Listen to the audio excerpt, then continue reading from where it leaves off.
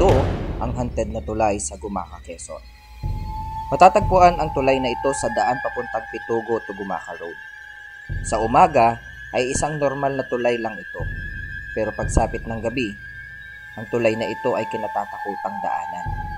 Marami kasi ang naka-experience na dito ng iba't ibang kababalaghan. May umaangkas daw sa mga motorista at hindi lang yun. May nagpapakita nga daw ditong mag-inang pinatay at tinapon sa lugar na ito. Totoo nga ba na may nagpapakita o nagpaparamdam sa lugar na ito? Tara, samahan ako sa video na ito at tuklasin natin kung totoo nga ba ang kwento sa haunted tulay ng Gumaca. Sa punto na ito ay parating pa lang kami sa sinasabing tulay at mula dito ay ramdam na namin ang pangangilabot.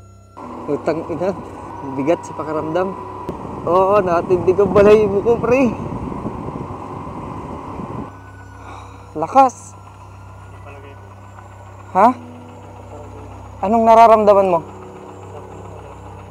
Lakas sa akin. Kadarating lang natin pero ang lakas.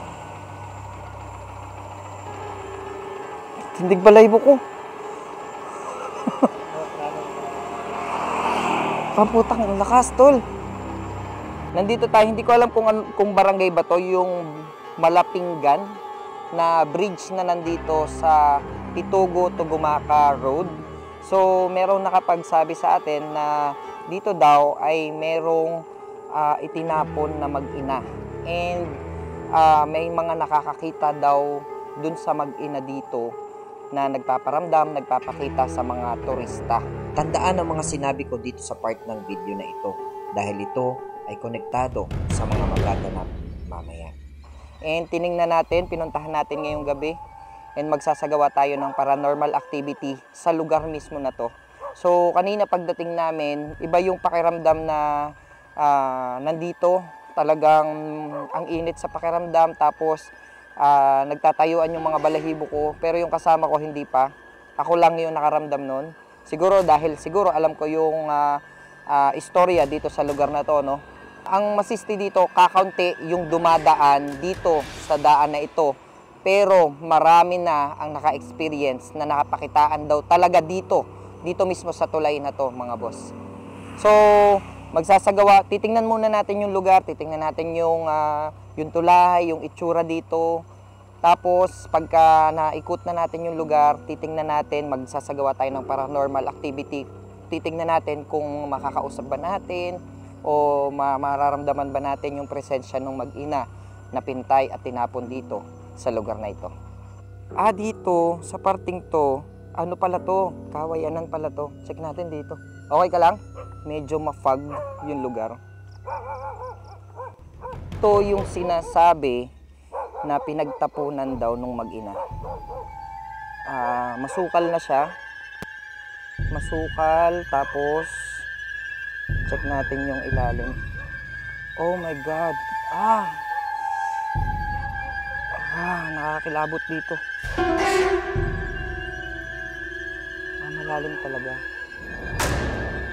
Grabe na. Ito yung lalim.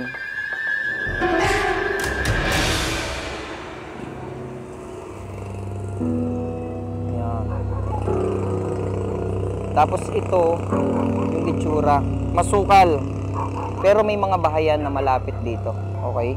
Ayun, Malapingan Bridge. Yan pala yun, Malapingan Bridge. Kakilabot na dito. Grabe, oh. Okay. Tapos dito sa parting to, parang may kawayanan. Check na natin. May mga kawayanan talaga. Pero malalim yung ilog. Tapos may daan dito pababa. Ito yata yung pababa papunta sa ilog. Check natin. Oh my God. Oh my God. Grabe yun. Oh my God, dito nandito. Ako lang mag-isa ngayon. Yung kasama ko nasa taas. Napakadilim dito. Pag walang ilaw, ganito siya, oh. As in. Bali, bumaba tayo dun sa mismong ilog. Tiningnan natin yung pakiramdam. Grabe. Taas ng presensya dun sa taas, sa baba. So, dapat doon kami magsasagawa ng paranormal activity sa baba. Pero sobrang layo na kasi nung motor. Hindi naman namin pwedeng iwanan kasi madilim, delikado. Pero nandun yung malakas. As in, mabigat sa pakiramdam. Alam mo na may kasama ka.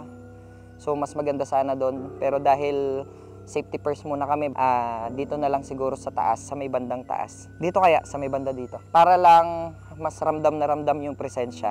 And hindi masyadong nakakailang kasi kakunti yung dumadaang sasakyan. So dito tayo sa may bandang baba. Tara. Dito ay nag-umpisa na ako mag-setup ng aking mga gagamitin. Nandun ako bumaba. Pero biglang may napansin ng kasama ko na tumatakbong bata sa kalsada.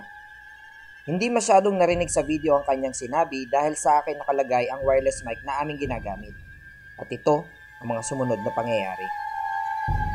Lalakad? Saan? Diyan? Oh? Ano naman yan? Wala eh.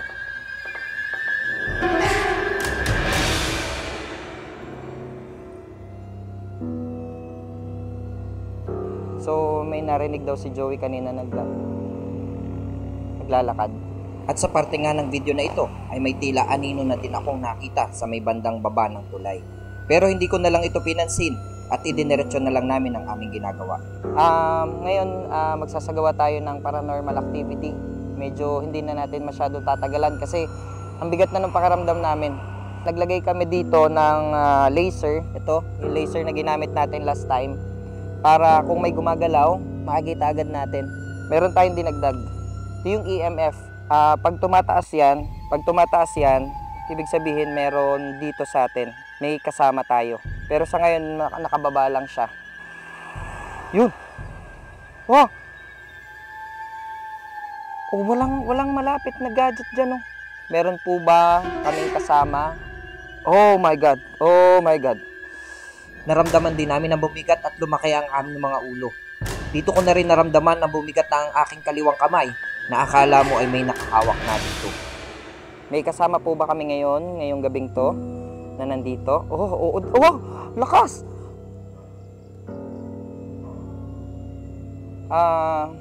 Nandito po kami. Gusto lang po naming mag-imbestiga dito sa lugar na to. Lakas! Ito po ba yung mag-ina na pinatay daw o itinapon dito? Ito pong mga gadget namin na ito ay pwede nyo pong lapitan, magamit para malaman po namin kung sumasagot po kayo sa aming mga katanungan. Ang lakas kanina, no? Kita ba yung ilaw dyan? May kasama po ba kami ngayong gabing ito dito sa lugar na to? Kung hindi po kayo yung mag-ina, may iba bang kaluluwa na naandito sa lugar na ito? Lakas, hindi bumababa, oh. Okay, alam na po namin na kayo ay nandito. May tumigil, Ton. Ready ka, ha? May tumigil, ha? Check muna natin yan. Oh, ang lakas, Tol. Dito? Nandito ka. Oh, lakas, oh. Ayan, oh. Nandito ka.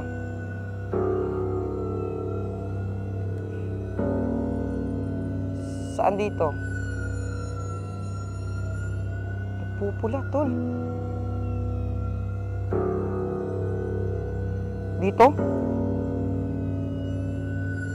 Dito ka ba tinapon? Tiyan mo. Dito. Oh.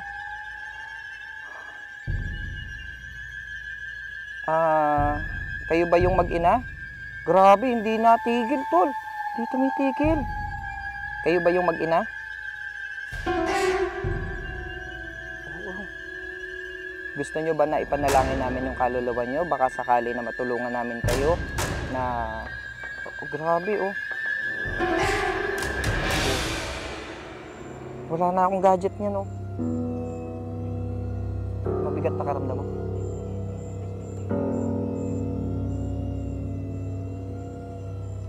Iba na ang pakaramdam mo?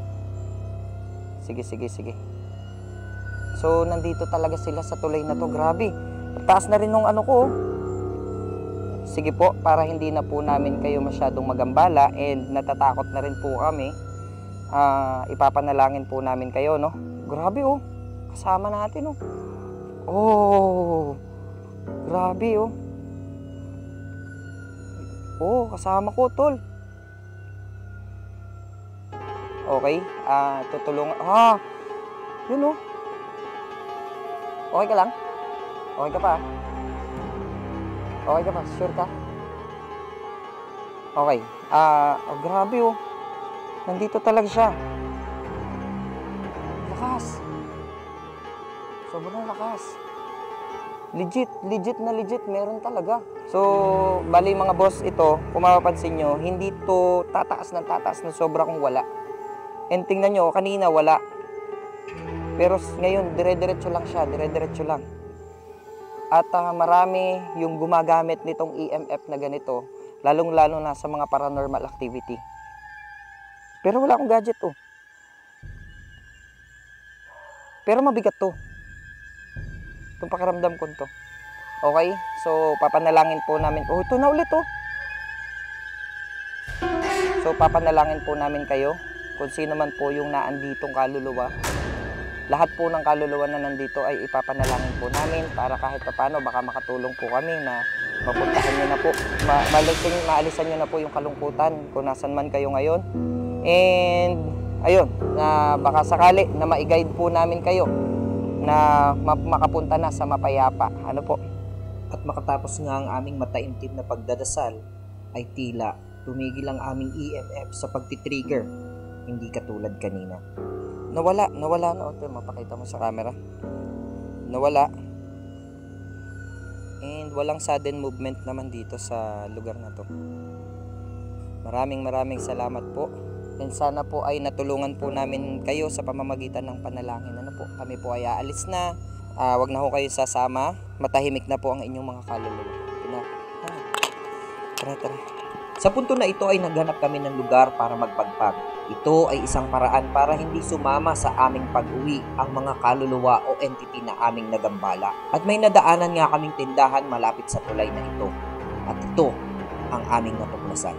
Sir, pwede rin magtanong na konti. Okay lang naka-video, okay lang. Ayun, bali, tatanong na rin po kami, no? Yun, talagang mabigat naman, mabigat talaga siya. Tapos yung mga, gears namin, gumana talaga siya. Pero based po sa mga experience nyo dito, meron. Ano po yung mga karaniwan na nangyayari dito? Yung may nagpapakita dyan. Pag may White lady, ganun, yung sumasakay sa motor.